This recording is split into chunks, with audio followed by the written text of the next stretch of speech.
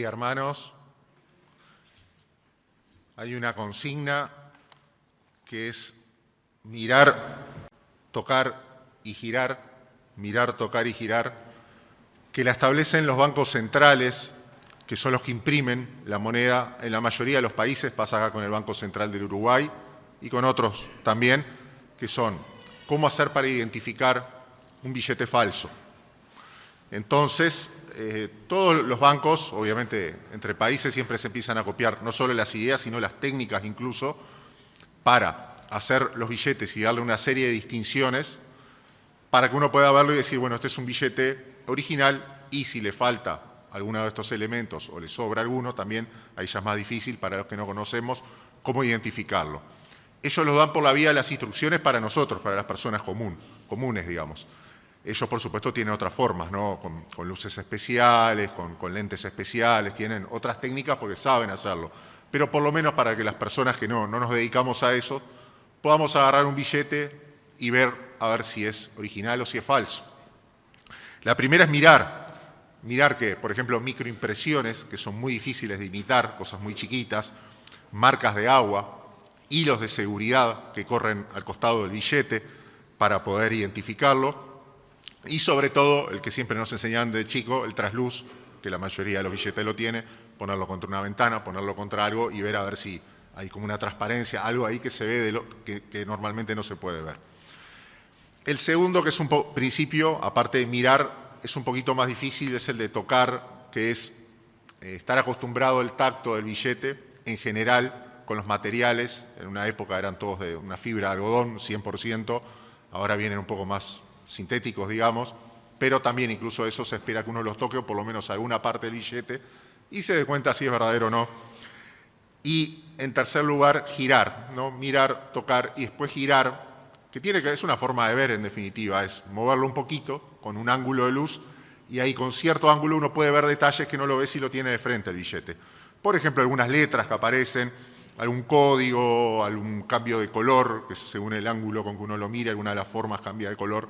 Y mirando todo esto, más o menos es la forma en que los bancos le dicen a los usuarios comunes, a los que lo sostenemos en realidad, le dicen cómo podemos hacer para identificar un billete verdadero o uno que no lo es.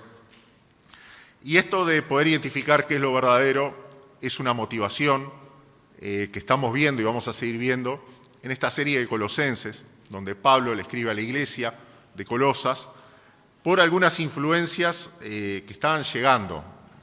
Habían llegado algunos maestros, influenciadores, parece, y llegaron las noticias a Pablo, y estaban imponiendo cosas, estaban trayendo ideas nuevas. Y lo más curioso es que la carta de los Colosenses en ningún momento le pone nombre a eso. No le dice, este es el movimiento de tal cosa, estos son los no sé cuántos, por lo menos no en Colosenses. No le pone un nombre. Da incluso algunas pistas de qué era lo que se creía o qué era lo que se estaba hablando, pero nunca termina de explicarlo del todo.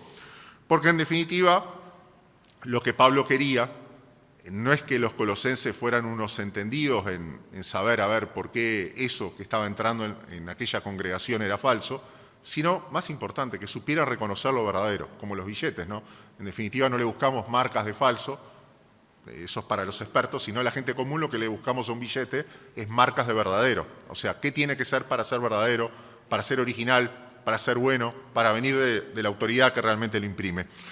Y así Pablo también tenía un interés en lo verdadero, pero obviamente no hablando de billetes ni de monedas, sino justamente en el ministerio. O sea, en la palabra más general de cómo tenía que ser el servicio de los creyentes, cómo tenía que verse algunas características, no las nombra todas, no las vamos a nombrar todas, vamos a concentrarnos en la de este pasaje, algunas características que tiene que lo marcan como verdadero, como la marca de agua, el hilo de seguridad, la transparencia, un par de cositas por lo menos que uno mirándolo y tocándolo puede ver. Y eso nos anima y nos enseña también acerca de cómo tiene que ser cualquier servicio o cualquier actividad que hagamos cualquiera de nosotros dentro de la iglesia o fuera de la iglesia, siempre relacionado con las cosas de Dios. Los invito a abrir entonces, vamos a continuar en Colosenses, vamos a terminar el capítulo 1, Colosenses 1, versos 21 al 29, Colosenses 1, 21 al 29, si justo estamos cerca de una persona que no tenga Biblia ni papel, ni en el celular, ni en la tablet, ni en ninguna parte, bueno, y si es posible compartirle, mejor, le compartimos la Biblia que tengamos, sea impresa, sea digital, el tipo que sea, Colosenses 1, 21 al 29.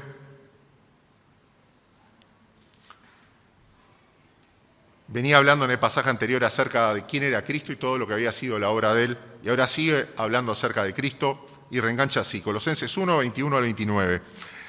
Y aunque ustedes antes estaban alejados y eran de ánimo hostil, ocupados en malas obras, sin embargo, ahora Dios los ha reconciliado en Cristo en su cuerpo de carne, mediante su muerte, a fin de presentarlos santos, sin mancha e irreprensibles delante de Él. Esto Él hará si en verdad permanecen en la fe, bien cimentados y constantes, sin moverse de la esperanza del Evangelio que han oído, que fue proclamado a toda la creación debajo del cielo y del cual yo, Pablo, fui hecho ministro. 24. Ahora me alegro de mis sufrimientos por ustedes y en mi carne, completando lo que falta de las aflicciones de Cristo, hago mi parte por su cuerpo, que es la Iglesia. De esta Iglesia fui hecho ministro conforme a la administración de Dios que me fue dada para beneficio de ustedes, a fin de llevar a cabo la predicación de la palabra de Dios, es decir, el misterio que ha estado oculto desde los siglos y generaciones, pero que ahora ha sido manifestado a sus santos.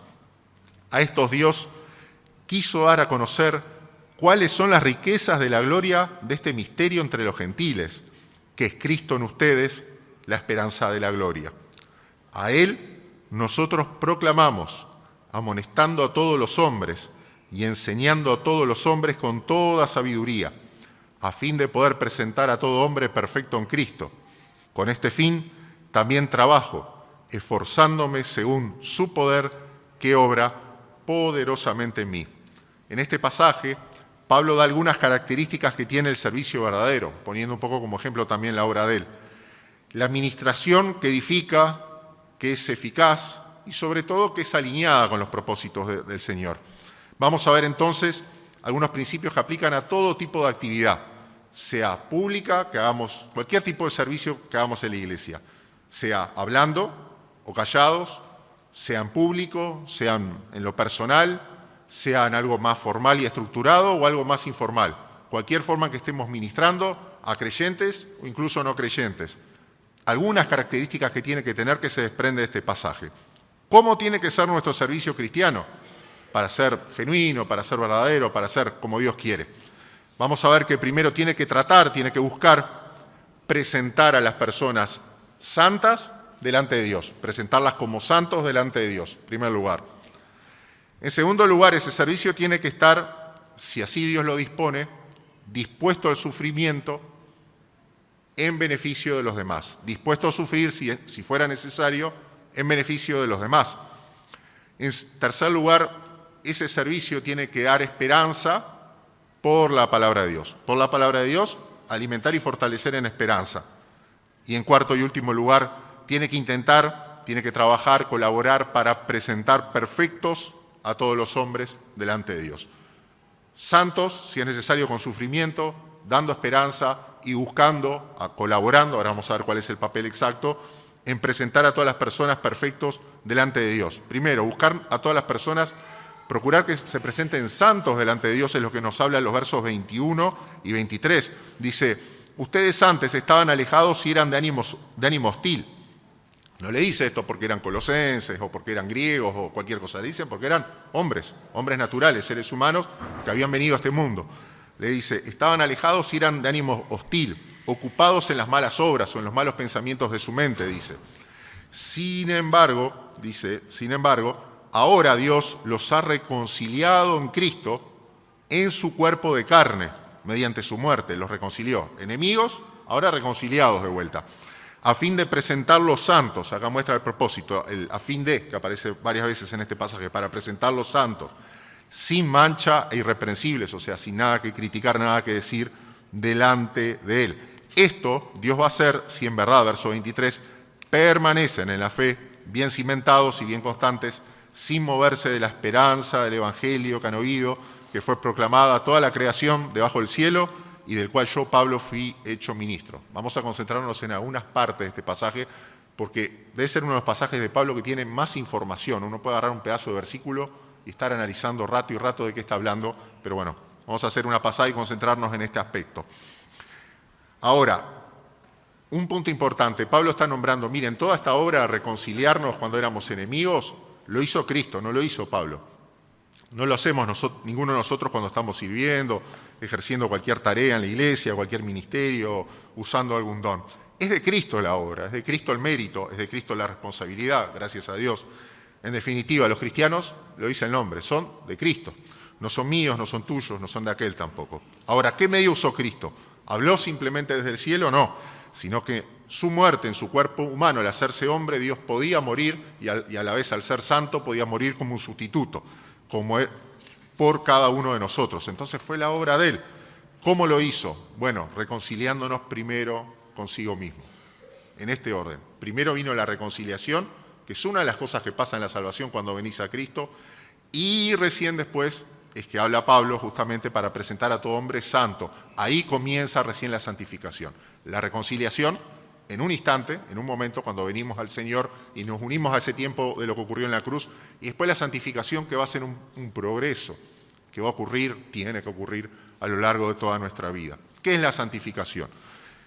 Lo define Gruden, por ejemplo, dice, es la obra progresiva de Dios en nosotros los creyentes, y juntamente con nosotros, es una obra de Dios con nosotros, en nosotros, con nosotros. Nosotros tenemos una parte ahí, que nos hace más y más libres del pecado, la santificación, y más parecidos a Cristo.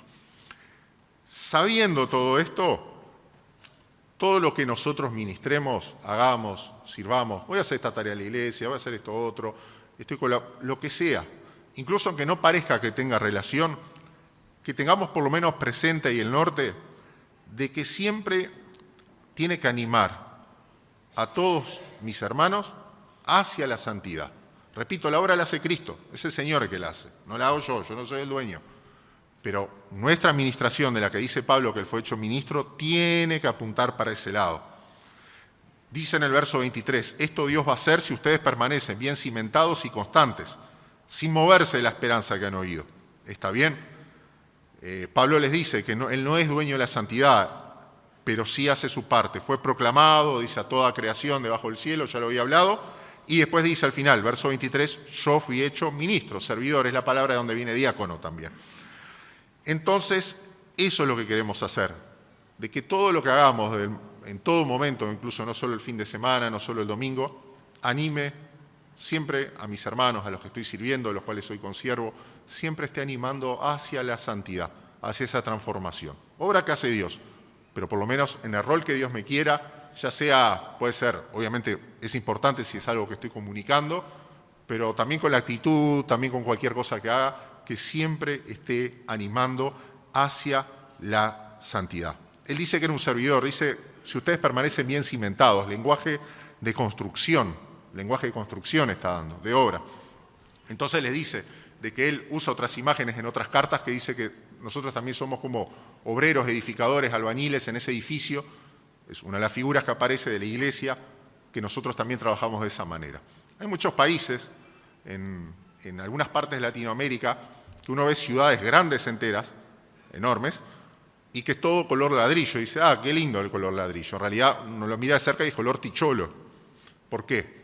Hay muchas razones. Por favor, esto no es una crítica, depende obviamente de un tema muy personal de las personas, lo que puede gastar, sus recursos, lo que puede hacer, dónde puede vivir. No va por ese lado. En algunas circunstancias, en algunos lugares, se ve en Latinoamérica, se ve en otras partes del mundo, todos de color ticholo, porque a veces la persona está el ticholo ahí a la vista, la persona realmente, en algunos casos, tendría para terminar por fuera la casa y poner todo, revoque, revestimiento, pintar y darle la terminación final. Pero no lo hacen porque en algunos países, después que vos haces el final de obra, tenés que pagar tributos, depende del país. A veces pagar por el final de obra, que tengo entendido que acá es así, pero en algunos países el no terminar la obra significa que nunca vas a pagar absolutamente nada. Hay circunstancias y circunstancias, por eso no estamos juzgando, no estamos criticando que en este país hacen esto, nada. Simplemente estamos diciendo que hay circunstancias en que a veces las personas dicen, no, mira si le voy a pagar tributos al Estado, dejo el ticholo a la vista y me gasto la plata en otra cosa. Una opción personal, no estamos hablando de eso, de economía ni de esos temas. Ahora, sí un dato, trayéndolo acá. Dios quiere que vos tengas el final de obra. Dios quiere que vos tengas el final de obra en tu vida. Sigue. Bueno, llegué al final de obra. No, en esta vida no vamos a llegar al final de obra. Pero que siempre estemos trabajando hacia el final de obra.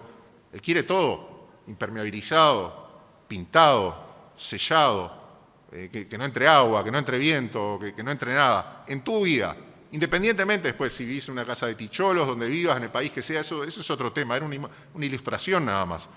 Pero en tu vida no hay opción de eso, no. Dejo sin final de obra y así. Después no tengo que pagar tributos de ningún tipo. Dios quiere final de obra para tu vida. Dios quiere que se complete esta santidad. Por eso dice que se haga todo el edificio, estemos bien cimentados cada uno. Quiere hacerlo y no para cobrarte un tributo justamente, sino que es el buen propósito y la buena voluntad de Él. No para después venir a cobrarte algo. No es ese el objetivo, diferente. Más allá de que aquello sea justo, esté bien, esté mal, no sé, no me interesa, no es de lo que estamos hablando. Dios sí quiere un final de obra en tu vida. No es, bueno, lo dejo así con unos ticholos, ya está pronto. No, Él quiere terminar ahí la obra. Ahora, Él dice justamente, Pablo se acerca al final del 23, que dice, bueno, yo fui hecho ministro, fui hecho servidor. ¿Cuál es el papel de Él? Porque dijimos que no era el papel de Él. Él nos santifica a las personas, Él nos las reconcilia, eso lo hace Dios, es la obra de Dios. Llegamos al segundo punto. Bueno, es que tenemos que estar dispuestos, si Dios lo quisiera así, a sufrir en la medida, si Dios lo dispusiera, para que sea para beneficio de los demás. Está bien, no es sufrir por el sufrir mismo, sufrir para, bueno, ahora vamos a ver una de las malas explicaciones que hay. Dice verso 24, ahora me alegro de mis sufrimientos por ustedes y en mi carne. Había hablado que habíamos sido reconciliados en la carne de Cristo. Ahora habla en la carne de él, Pablo, o sea, la que él sufría, porque él hasta físicamente había sufrido en el ministerio, ¿no? Azotado, golpeado, pasando frío, naufragios, todo tipo de cosas le ocurrieron. Completando, dice, me alegro de mis sufrimientos por ustedes y en mi carne, verso 24, completando lo que falta de las aflicciones de Cristo. Hago mi parte por su cuerpo, que es la iglesia. De esta iglesia fui hecho conforme a la administración o al oficio de Dios que me fue dada para beneficio de ustedes.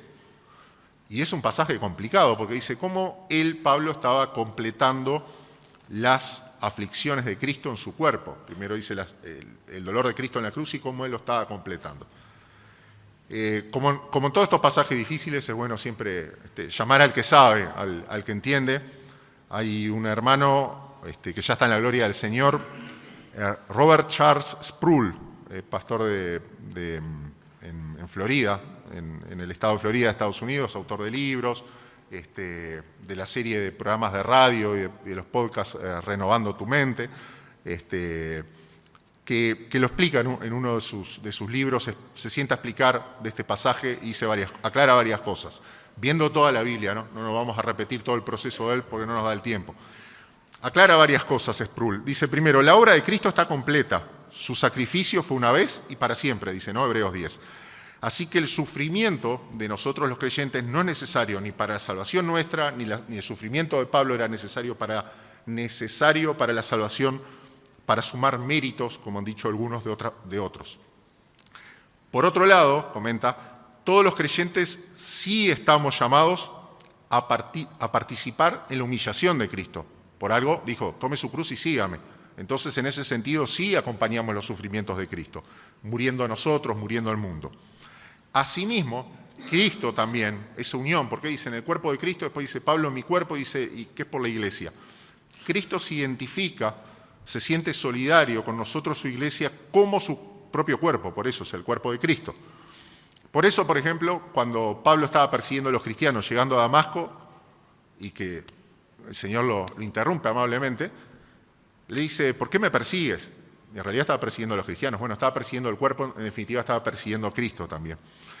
Y por último, Sproul pone un ejemplo muy cuidadoso, me gustó, porque a veces uno escucha estas historias de últimos momentos, de un progenitor y el hijo al lado. la verdad que me gustó mucho. Él explica, justamente pone el ejemplo de su padre. Era un hombre de Dios, un hombre creyente, y Sproul era adolescente, tenía 17 años, y él estaba, se había criado en un hogar cristiano, estaba recontra endurecido, racionalista, pensando todo, decía, no tiene sentido la Biblia. Y en ese momento el padre empieza a sufrir un problema de salud a lo largo de 3 años que cada vez lo va incapacitando, lo va deteriorando cada vez más. Y el testimonio de su padre, sin embargo, terminando la buena batalla, fue realmente lo que lo impactó. Citando a Sproul, para los que escuchamos el programa de radio, es imposible no escuchar la voz del traductor al español, Pepe Mendoza, pero si no está, búsquenlo, recomendado. Dice así: fue a través de la muerte de mi padre que yo fui traído a Cristo. No estoy diciendo que la razón última por la que mi padre fue llamado a sufrir y morir fue que yo pudiera hacerme cristiano. Yo no conozco el propósito soberano de Dios en esta situación, pero sí sé que Dios usó ese sufrimiento de manera redentora para mí. El sufrimiento de mi papá me condujo a los brazos del Salvador sufriente. Nosotros somos seguidores de Cristo. Nosotros lo seguimos al huerto de Getsemaní, lo seguimos al atrio del juicio, lo seguimos a través de la vía dolorosa, lo seguimos hasta la muerte. Pero el Evangelio declara que también lo seguimos a través de las puertas del cielo.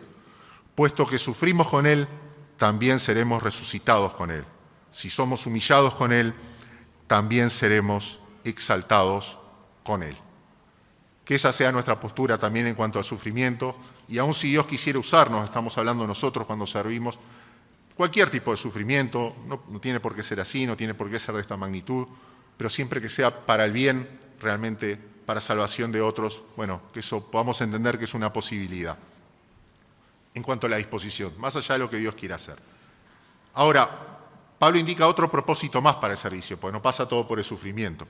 En tercer lugar, el servicio legítimo tiene que dar esperanza por la palabra de Dios.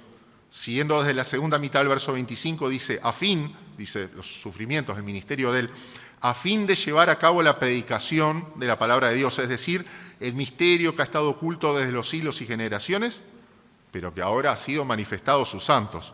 A estos Dios quiso dar a conocer cuáles son las riquezas de la gloria de este misterio entre los gentiles, que es Cristo en ustedes, la esperanza de gloria. Un ministerio legítimo, cualquier forma de servicio que nosotros hagamos en la iglesia, tiene que dar ánimo, tiene que dar esperanza. Una esperanza que está mirando principalmente hacia la eternidad, hacia los planes de Dios, hacia la gloria de Dios, hacia lo que Él va a hacer en el futuro. Y por supuesto también están las bendiciones que se puedan experimentar en esta vida también. Y siempre lo va a ser muy importante, dice ahí Pablo, por la palabra. Yo doy esperanza, pero tiene que surgir naturalmente y legítimamente de la palabra de Dios. No digo que otras cosas, a ver, desde otras áreas, de las humanidades, del comportamiento humano, que pueda estar todo mal, o sea, todo contra la Biblia. Puede haber cosas también, que alguien muy especializado en un tema, no sé, justo estamos hablando del tema laboral con los varones, bueno, en tal tema un profesional de tal o tal tema pueda hablar legítimamente, no estamos diciendo que no. Pero el fuerte y el grueso, de cualquier manera que nosotros ministramos, incluso si estamos aconsejando al hermano que nos está contando un problema, un miércoles, está bien, lo escuchamos, nos sostenemos, nos amonestamos unos a otros, ¿no? Incluso en ese momento, el grueso tiene que venir de la palabra, tiene que venir y surgir de la palabra de Dios, es de ahí de donde tiene que surgir, y apuntando hacia la esperanza del Señor. Después, si, mira, a mí me pasó lo mismo, tengo esta experiencia, yo conocí, está bien, pero tiene que venir de la palabra de Dios, porque si no, es sabiduría de hombres nada más. Está bien. Y por último, ¿a quién ministra? Este ministerio legítimo, ¿a quién ministra, no? Presentar santos, estar dispuesto a sufrir, dar esperanza desde la palabra, la tercera característica del billete verdadero, de las marcas que tiene que tener el billete verdadero, y la última, debe buscar presentar perfectos a todos los hombres, versos 28 y 29.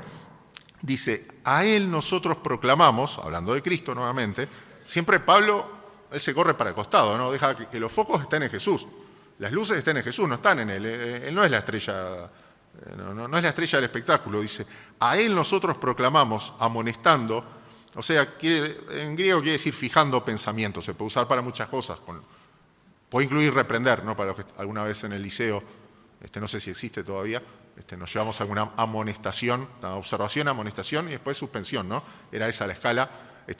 Puede seguir creciendo, después la invitación a irnos definitivamente también existe, ese ya es el cuarto nivel, ¿no? Me suena que ya no se usa tanto eso.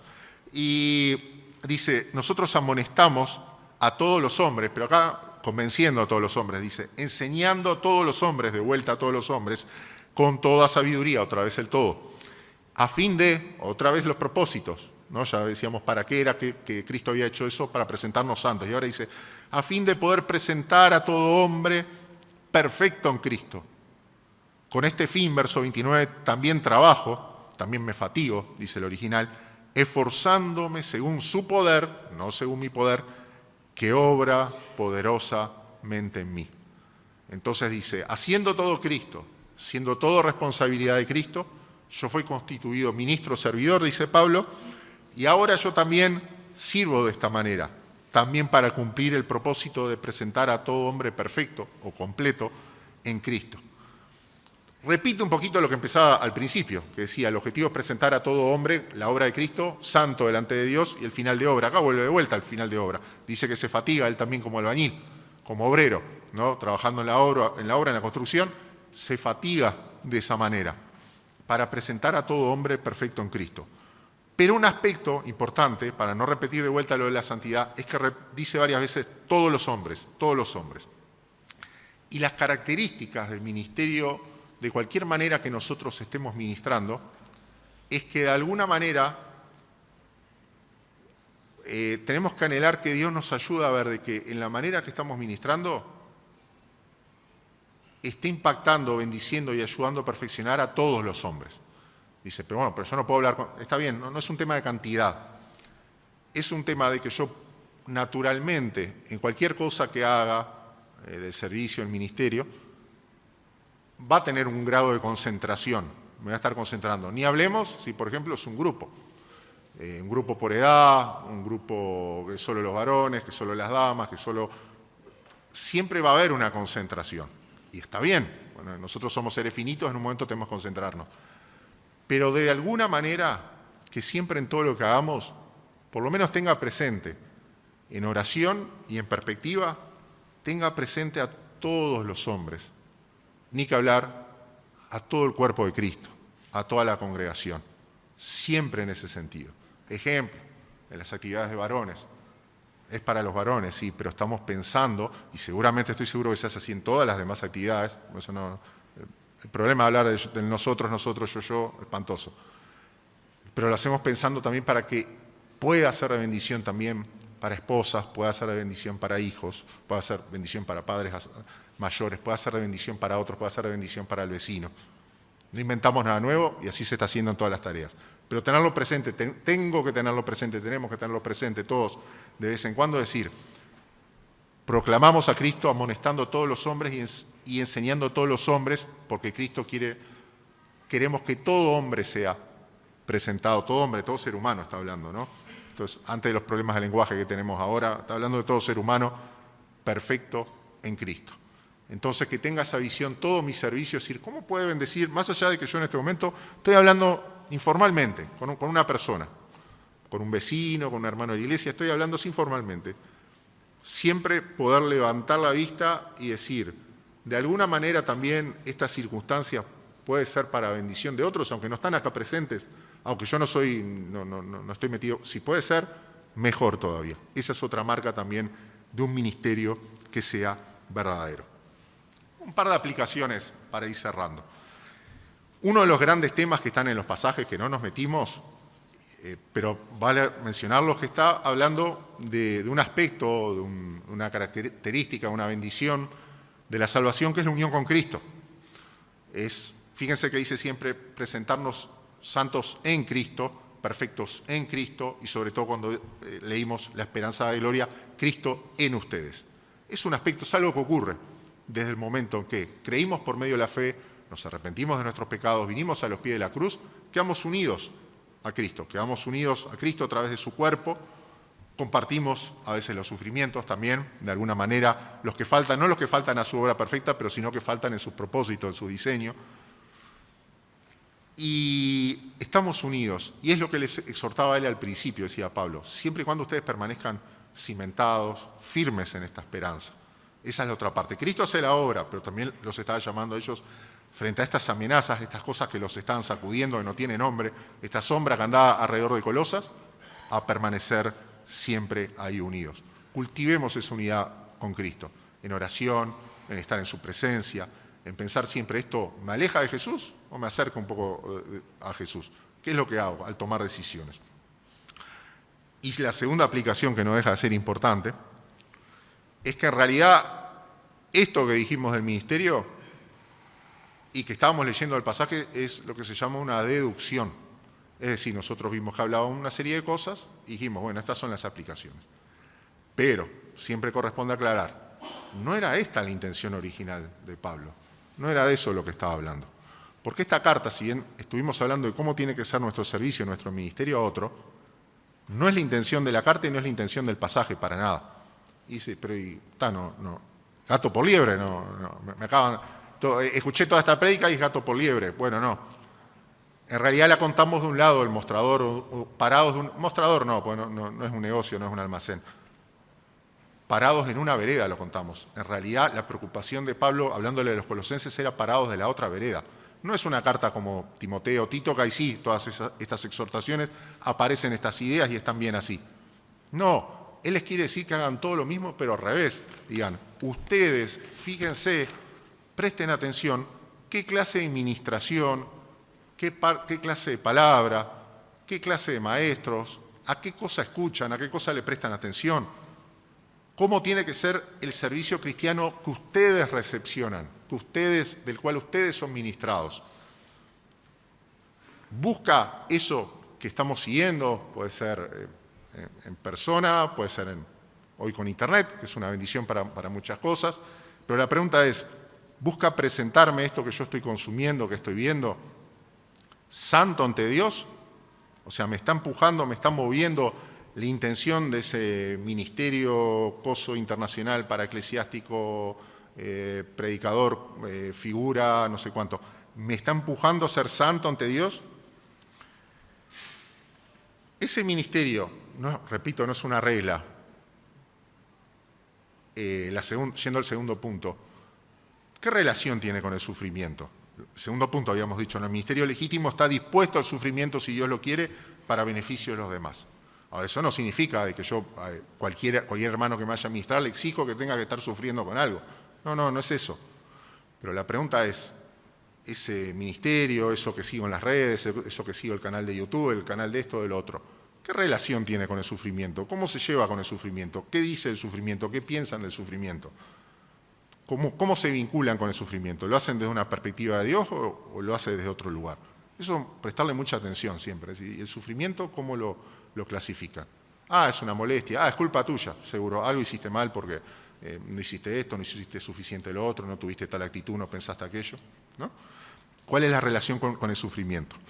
La otra, fundamental, por supuesto, quizás esta es la más natural de todas. Esto que yo estoy recibiendo y ministrando, ¿me da esperanza a través de la palabra de Dios? Esa es la más natural quizás de todas, que es lo primero que buscamos, ¿no? Y está muy bien, pero para tenerlo en cuenta también. Cuarto y último lugar, relacionado con el primer punto, este ministerio busca presentarme, de alguna manera me alienta a presentarme completo, perfecto, con el final de obra delante de Dios.